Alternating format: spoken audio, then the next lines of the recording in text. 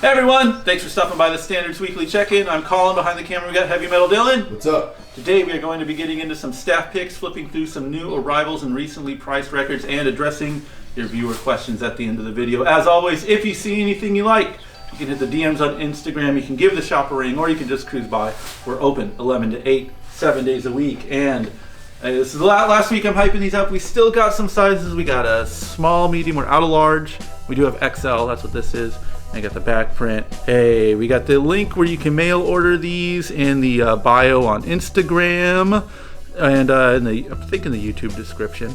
So if you want to mail order a cool T-shirt, it is available. We are we're getting thin on those, so you know, buy now or bye.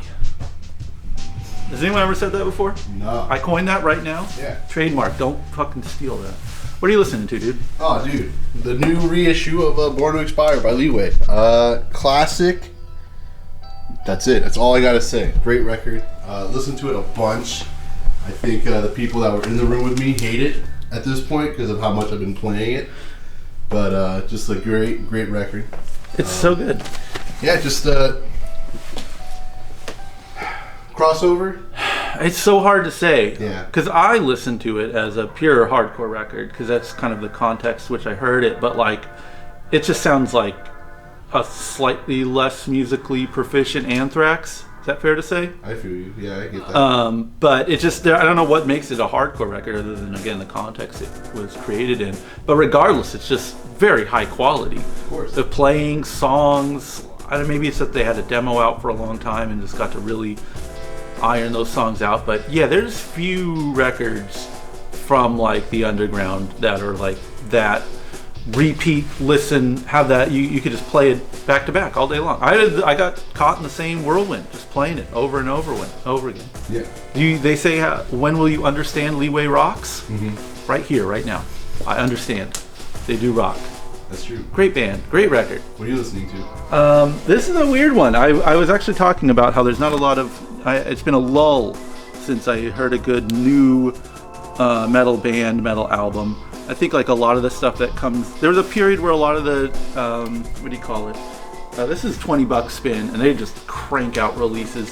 And for a period, like maybe 5 years ago, I guess, like when death metal started to come back, you know, like there's a lot of bands playing more like traditional style, and like some kind of weirder fringe bands. I was like, wow, there's a lot of cool metal records coming out.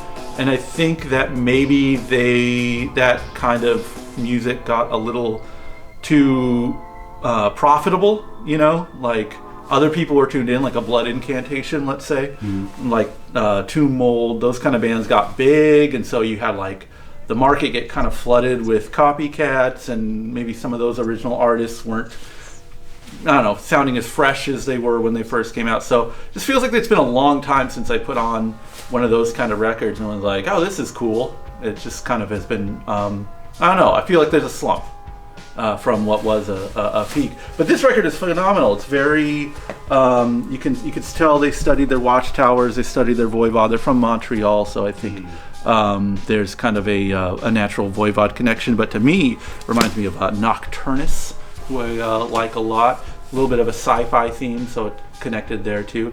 Really cool record, and it's very infrequent that I hear like a debut, I think, from a newer band that really piques my interest. But that's a really good one. I had a good time listening to Dissimulator. Probably also not a good time for anyone in the store with me while I was listening to it. But nevertheless, I recommend Dissimulator.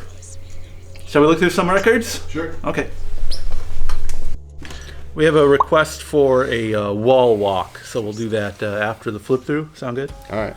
We have a question too. I guess we can talk about that while the flip, since it's a little extended. Fonso13 is asking, what's your favorite movie soundtrack? Let me guess yours. Go ahead. Angus.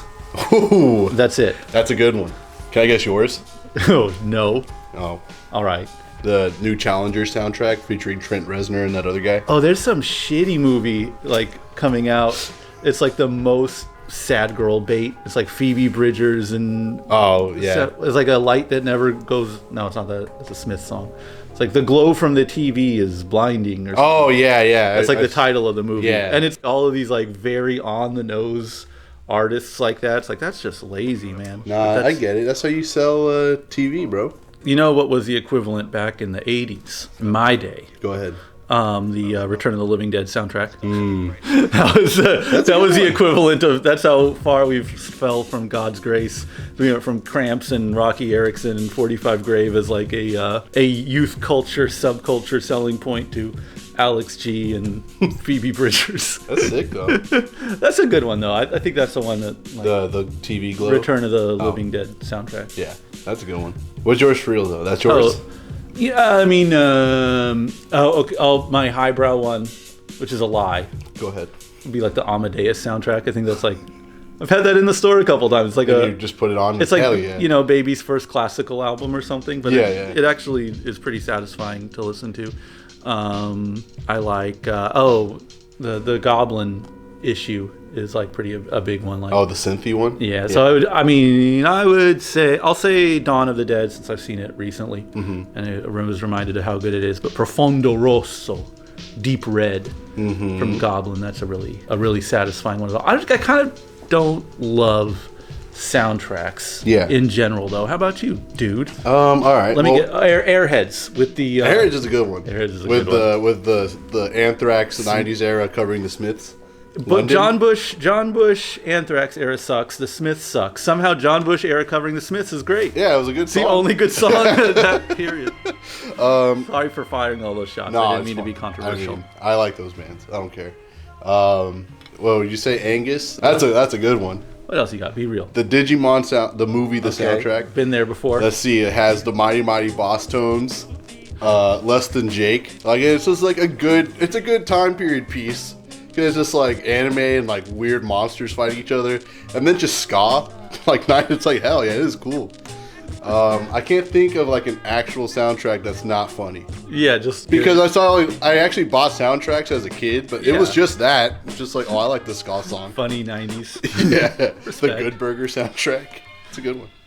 That's all we got for today's video. If you have any questions or comments you'd like to see addressed on next week's episode, hit the YouTube comments section. We'll address them next week. Thanks for watching, everyone. Peace.